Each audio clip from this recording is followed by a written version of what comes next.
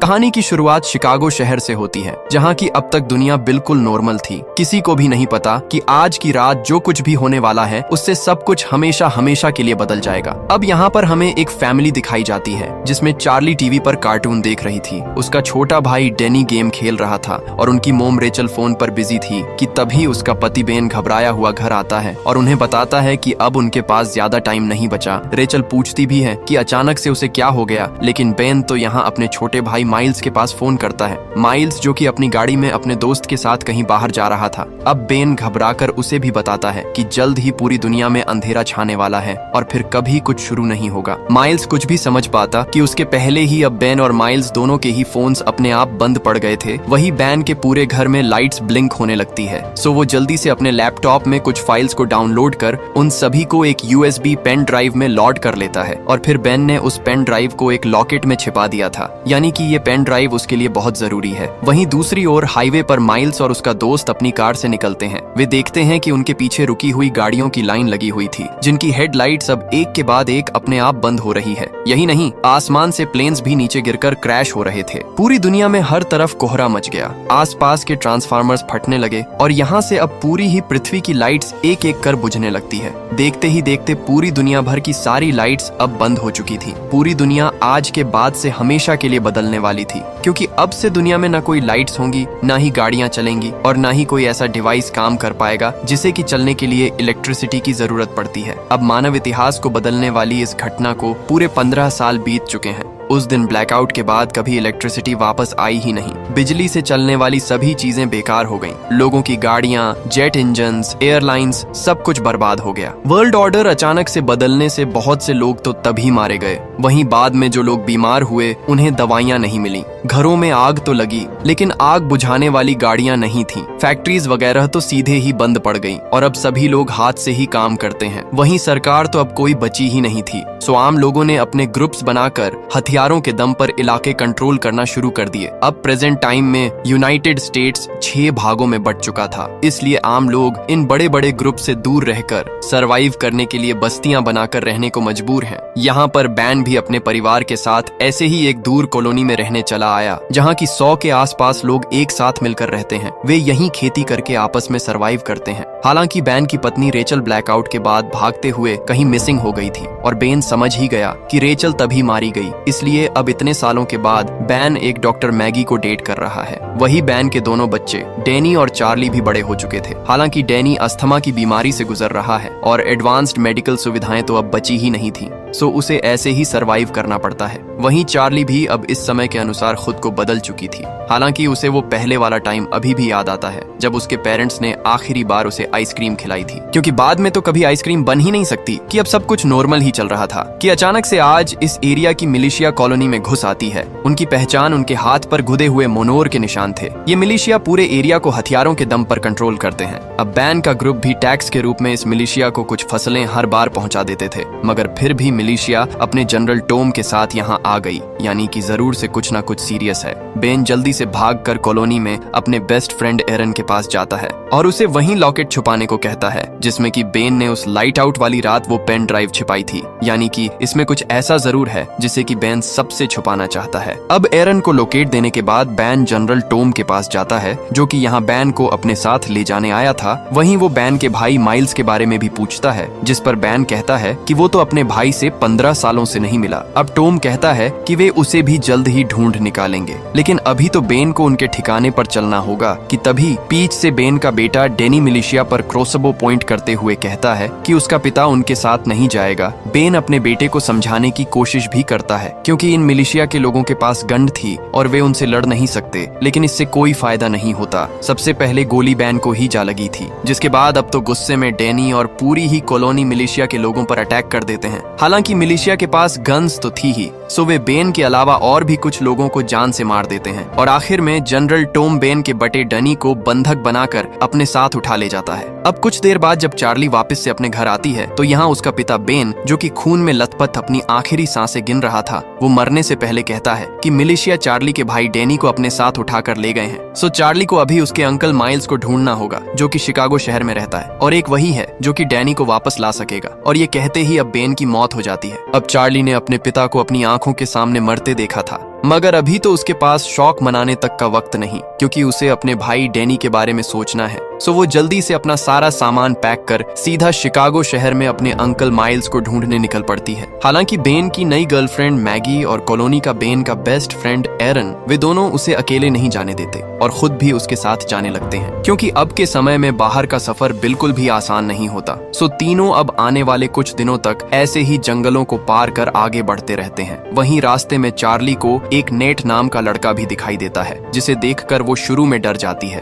क्योंकि अब पूरी दुनिया ब्लैकआउट में चली गई थी। इसलिए तब के बाद से हर इंसान को पहली बार में देखकर खतरा ही समझा जाने लगा है। अब इस रात चार्ली, मैगी और एरन एक टूटे हुए प्लेन में सोने का फैसला करते हैं, लेकिन उनकी बुरी किस्मत कि कुछ ही देर बाद उन पर कुछ लुटेरे आकर अटैक कर देते हैं ताकि उनके सामान को लूटकर उन्हें जान से मार सके, कि तभी अचानक वहां नेट आ जाता है और उन लोगों को एक एक कर जान से मारकर तीनों को बचा ही लेता है। अब सुबह होने पर वे जान पाते हैं कि नेट भी असल में शिकागो ही जा रहा था, और अब चूंकि उसने उनकी जान भी बचाई है, सो चार्ली को उस पर भरोसा हो चुका था और वे एक साथ मिलकर शिकागो तक जाने लगते हैं। हालांकि मैगी स्केप्टिकल थी कि ऐसे समय में इतने इत्तेफाक कैसे हो सकते हैं, नेट बिल्कुल सही वक्त पर उन्हें बचाने कैसे आ गया। मगर अब चार्ली के जिद करने पर वो कुछ नहीं कहती। दूसरी ओर डैनी, जो कि मिलिशिया की कैद में था, वो रात होने पर उनकी कैद से भाग निकलता है, लेकिन जब वो भागकर वापस अपनी कॉलोनी की ओर जा ही रहा था कि उसे फिर से अस्थमा का दौरा पड़ जाता है। डैनी वहीं पर बेहोश हो गया था। अब कुछ देर बाद वो खुद को एक घर में बिस्तर पर पाता है।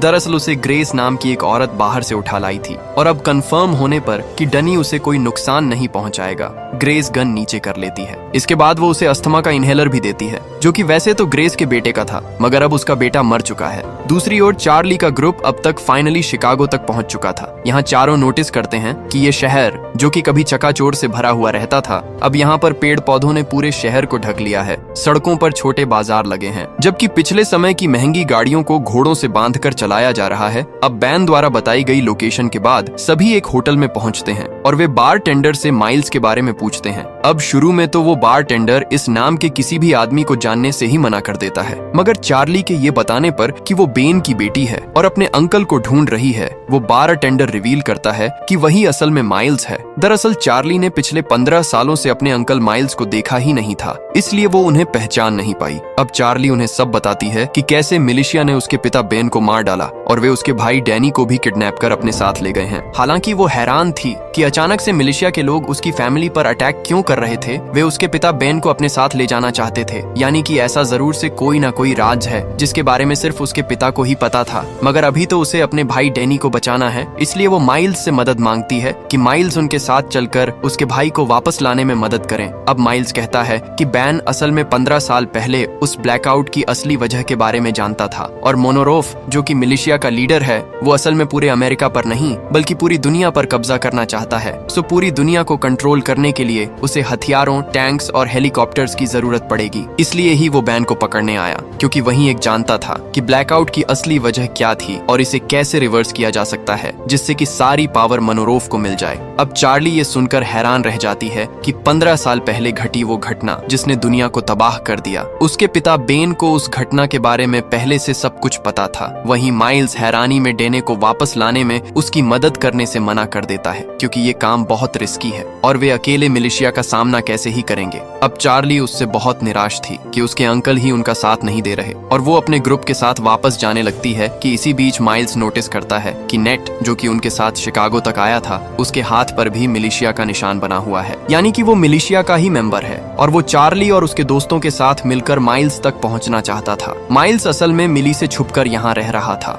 अब ये जानकर हर कोई हैरान रह जाता है, लेकिन इससे पहले वे कुछ भी कर पाते, नेट वहाँ से भाग गया था। अब कुछ देर बाद जब मिलिशिया के लोग नेट के कहने पर माइल्स को पकड़ने आए थे कि माइल्स अब चार्ली के ग्रुप के साथ मिल उन्हें ट्रैप बिछाकर एक एक कर उन्हें जान से मार देता है, और नेट वहाँ से फिर से भाग जाता है। अब माइल्स ने इस बार तो मिलिशिया के लोगों को मार दिया, मगर अब उसका ये ठिकाना भी सेफ नहीं रहा। सो वो फाइनली चार्ली के साथ डैनी को छुड़ाने के लिए मान ही जाता है। चार्ली उससे बहुत खुश थी, और माइल्स उसी ब्लैकआउट वाली रात को याद करने लगता है जब सारी दुनिया में अचानक अंधेरा छा जाने के बाद वो अपने दोस्त के साथ कार से बाहर निकला। वो अपने दोस्त के साथ मरीन बेस में जाता है और रिवील होता है कि ये दोनों मरीन्स हैं। वहीं अंदर जाने के लिए उसका दोस्त अपने हाथ पर पर बना वो एम का टैटू दिखाता है। ये असल में वही मिलिशिया वाला टैटू था और रिवील होता है कि मिलिशिया का लीडर कोई और नहीं बल्कि माइल्स का पुराना दोस्त मोनरो ही है। वही है जिसने अपने जनरल टॉम को भेजकर बेन को मरवाया और अब माइल्स को पकड़ने के लिए अपने आदमी भेजे थे। वहीं दूसरी ओर जनरल टॉम और उसके आदमी डैनी के फुटप्रिंट्स का पीछा करते हुए ग्रेस के घर तक आ पहुंचते हैं, जहां शुरू में ग्रेस डैनी को बचाने की कोशिश भी करती है, मगर टॉम के उसे जान से मारने की धमकी देने के बाद ग्रेस को पीछे हटना ही पड़ता है। उसके घर में घुसकर टॉम डैनी को पकड़ लेता है और उनके जाने के बाद रिवील होता है कि ग्रेस के पीछे हटने का मकसद कुछ और ही था। वो चुपके से अपने बेस में जाती है और एक लॉकेट निकालती है। ये सेम बिल्कुल वैसा ही लॉकेट था जैसा कि बेन के पास था और वो उसने एरन को दे दिया था।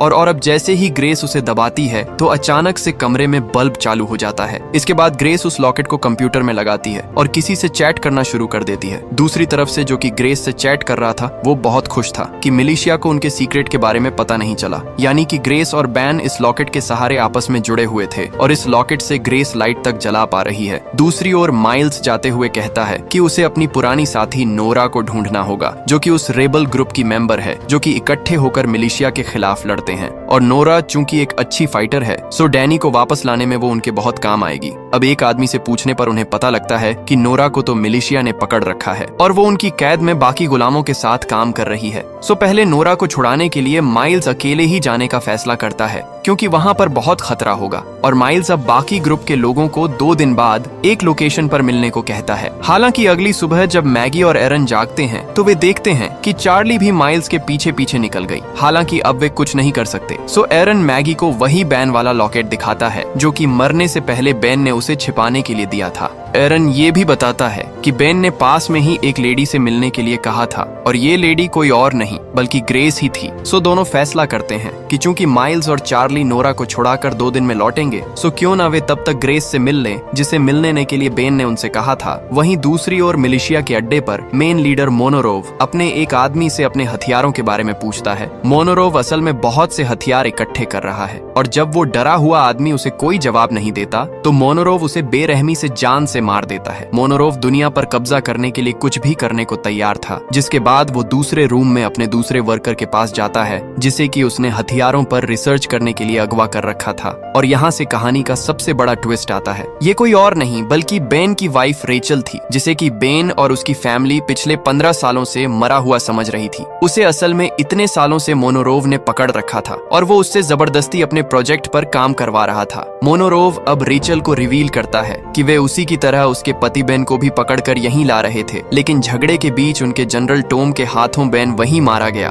और अब जनरल टॉम उसके बेटे डैनी को उठाकर यहीं ला रहा है। अब ये सब सुनकर रेचल बहुत परेशान हो जाती है कि उसका पति बेन अब इस दुनिया में नहीं रहा। दूसरी ओर माइल्स चार्ली पर काफी गुस्सा करता है कि उसे उसके पीछे नहीं आना चाहिए था, मगर अब चूंकि वो आ ही गई है सो वे एक साथ मिलकर प्लान बनाते हैं। वे देखते हैं कि मिलिशिया के लोग आम लोगों से एक हेलीकॉप्टर वगैरह इकट्ठा करवा रहे थे। दरअसल उनके लीडर मोनोरोव का मानना था कि एक दिन इलेक्ट्रिसिटी जरूर से आएगी और उस एक दिन के लिए वो खुद को अभी से तैयार कर रहा है। अब इन सभी मजदूरों में माइल्स नोरा को पहचान लेता है। हालांकि यहाँ कई सारे गार्ड्स के पास स्नाइपर राइफल्स भी थीं, लेकिन माइल्स अपने दोस्त को हर हाल में बचाना चाहता था। सो वो नोरा को बचाने का प्लान बनाते हुए रात होने का इंतजार करता है। अब जैसे ही रात होती है सबसे पहले चार्ली डिस्ट्रक्शन पैदा करती है और वहाँ मौजूद सभी गार्ड्स को दूर भगा देती है, जहाँ फिर माइल्स पीछे से जाकर नोरा को बचाकर अपने साथ ले आता है। हालांकि नोरा इससे बहुत नाराज थी और वो रिवील करती है कि वो तो जानबूझकर खुद ही कैदी बनी हुई थी क्योंकि उसे उन गार्ड की राइफल चुरानी थी। दरअसल उन गार्ड्स के पास ऐसे हथियार हैं जो कि आमतौर पर मिलना काफी मुश्किल होते हैं। माइल्स नोरा से कहता है कि उसे अपने भतीजे डैनी को बचाने के लिए उसकी मदद चाहिए, जिसके लिए नोरा तुरंत मान भी जाती है, लेकिन इसके बदले में वो उनसे इस मिलिशिया के लोगों से राइफल चुराने में मदद मांगती है। सो तीनों मिलकर फिर से प्लान बनाने लगते हैं और नोरा अब एक खोया हुआ इंसान होने का नाटक करती हुई मिलिशिया के पास जाती है और मौका पाकर उन पर अटैक कर देती है। इसके पहले कि बाकी गार्ड्स कुछ भी कर पाते,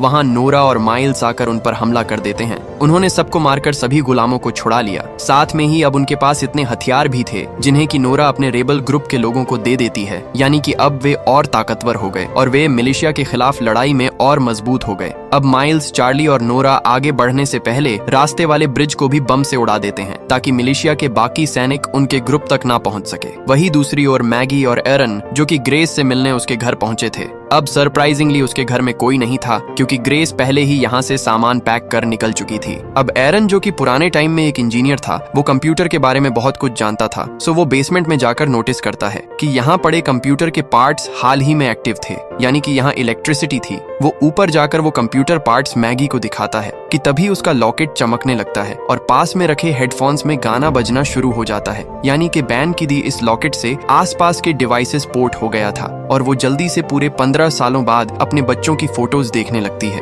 जिनके की फोटोज वो पिछले 15 सालों से फोन की बैटरी खत्म होने से देख नहीं पाई थी। यानी कि इस लॉकेट का बटन दबाते ही आसपास के सभी डिवाइसेस कुछ देर तक चल सकते हैं। यहाँ से ये भी साफ था कि बेन उनसे इस लॉकेट और उस ब्लैकआउट के बारे में बहुत कुछ छिपा रहा था। अब एरन और मैगी भी बाकी तीनों से वापस रियूनाइट होते हैं, जिस लोकेशन पर माइल्स ने उन्हें इकट्ठा होने को कहा था, और वे साथ मिलकर डैनी को लेने जाने लगते हैं, जिसे कि टॉम पकड़कर अपने साथ मिलिशिया हेडक्वार्टर्स तक ले जा रहा है। वे हेडक्वार्टर्स यहाँ से बहुत दूर थे। वही रास्ते में उन्हें अपना पीछा करते हुए नेट भी मिलता है। हालांकि माइल्स, जो कि नेट को जान से मारना चाहता था, चार्ली उसे ऐसा करने से रोक लेती है, क्योंकि उन्हें डैनी को छुड़ाने के लिए मिलिशिया से कोई बंधक चाहिए, जिसके बदले में वे मिलिशिया से डैनी को एक्सचेंज कर सके। और वे नेट को बंधक बनाकर अपने साथ ले जाने लगते हैं। उन्हें यहाँ से चलते हुए 2 दिन बीत चुके थे, और इस सुबह जब वे एक टाउन से होकर गुजर ही रहे थे कि उन पर बहुत से डॉग्स अटैक कर देते हैं। यहाँ ग्रुप के बाकी लोग तो एक बिल्डिंग में जाकर छुप गए, मगर बाहर मैगी को एक आदमी पकड़ ही लेता है, और वो उसे लूटने के लिए उसे चाकू मारकर वहीं छोड़कर चला गया था। यहाँ बाकी सब मैगी को वापस लाकर उसे बचाने की भी कोशिश करते हैं,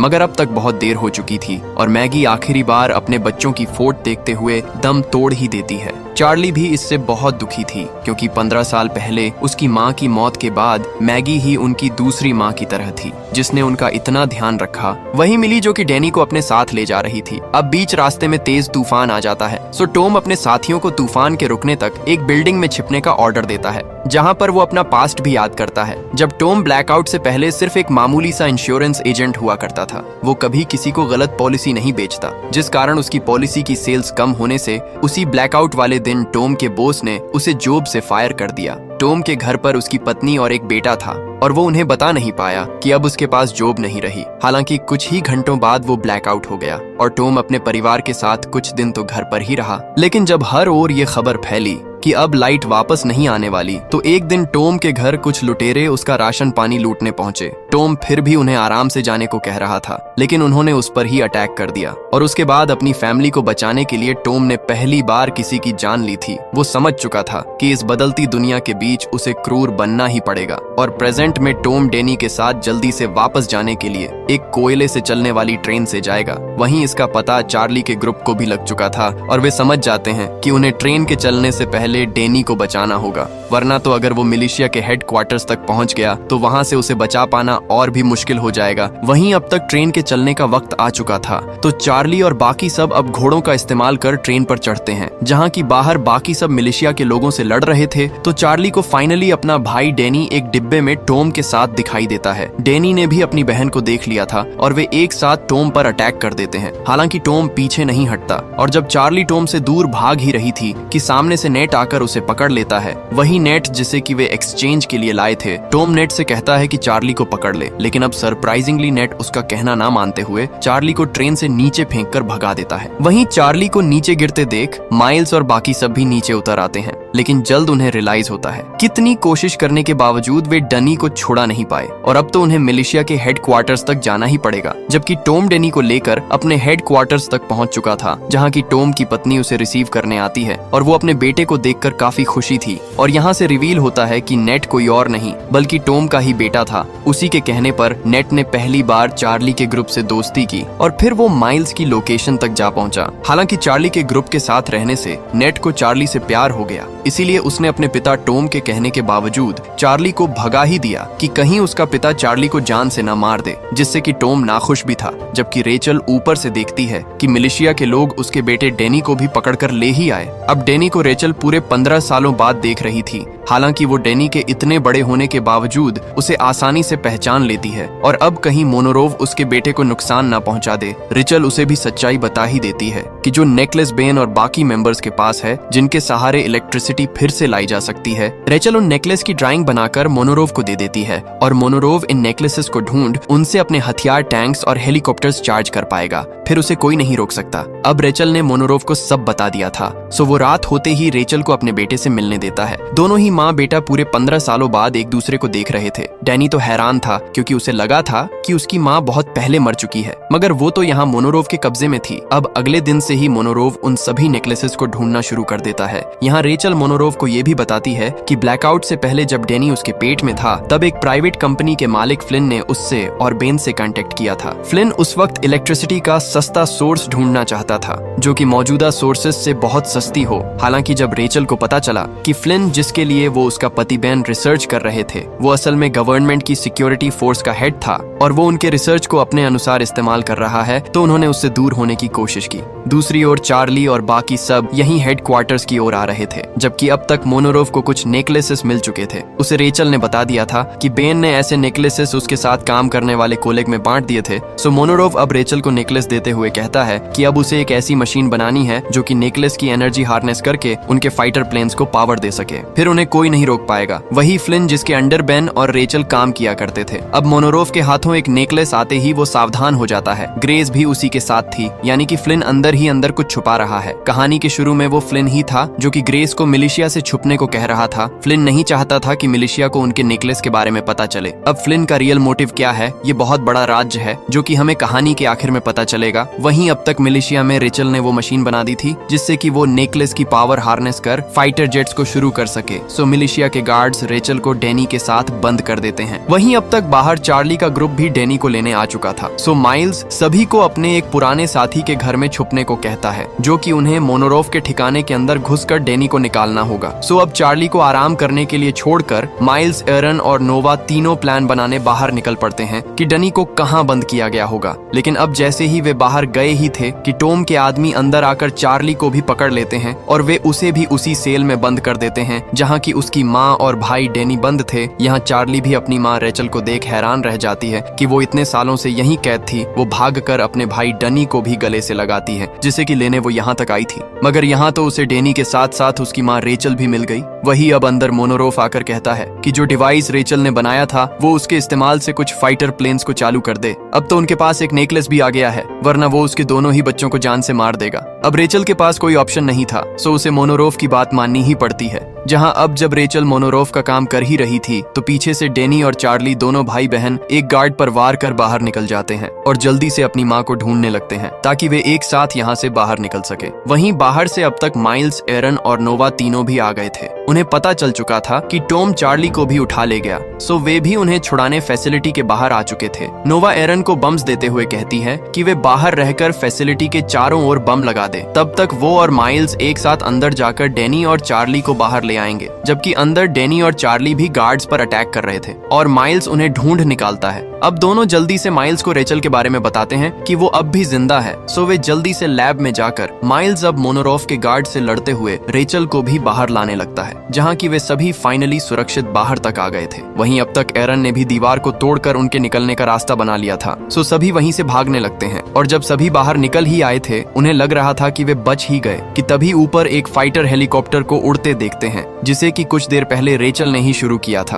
उसने अपने बच्चों की जान बचाने के लिए मोनोरोव के कई सारे प्लेन्स को अपने डिवाइस से एनर्जी दे दी, सो वो हेलीकॉप्टर अब पूरे ग्रुप पर फायरिंग कर देता है। हालांकि उनकी अच्छी किस्मत कि पूरा ग्रुप एक बैंक की वोल्ट में छिपकर बच ही जाते हैं। अब नोवा कहती है कि पास में एक रेबल कैंप है, सो वे अभी के लिए वहीं जाकर छिप सकते हैं और कोई तो उनके पास ऑप्शन भी नहीं था, सो वे वहीं जाने लगते हैं। वहीं वे रास्ते में नोटिस भी कर रहे थे कि चूंकि अब मिलिशिया के हेलीकॉप्टर्स एक्टिवेट हो गए हैं तो कई सारे हेलीकॉप्टर्स पास के रेबल ग्रुप के ठिकाने पर जा रहे हैं ताकि अपने सभी दुश्मनों को जान से मार सके। और जब तक ग्रुप उस ठिकाने पर पहुंच पाता अब यहाँ तो कोई जिंदा ही नहीं बचा था। रेचल भी कहती है कि उसने मजबूरी में मिलिशिया को वो पावर दे दी जिससे कि वे हर ओर तबाही फैला रहे हैं, सो ग्रुप यहाँ से और आगे निकल जाता है। लेकिन इसी बीच टॉम, जिसने उन्हें नोटिस कर लिया था, वो अपने बेटे नेट से कहता है कि वो मेन हेडक्वार्टर्स में मैसेज भेजकर इस कॉलोनी पर एयर स्ट्राइक करवा दे जिसमें माइल्स का पूरा ग्रुप मारा जाएगा। हालांकि नेट इसके लिए मना कर देता है क्योंकि वो अब तक चार्ली से प्यार करने लगा था।